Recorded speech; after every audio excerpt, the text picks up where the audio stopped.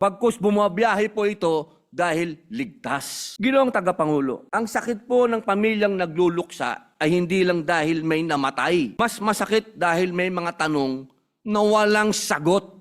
At kung may sagot man, bulahan. Mas masakit din dahil may pakiramdam na pwede na sanang naiwasan. Ipakita natin po na tayo po rito sa Senado ay narito para sa kanila. Hindi lang para makipagluksa, kung hindi magsaayos. Hindi lang para mag-imbestiga, kundi para mabago ang sistema. Paulit-ulit na po ito. Nagtataka tayo, ba't may nagre-rebelyon?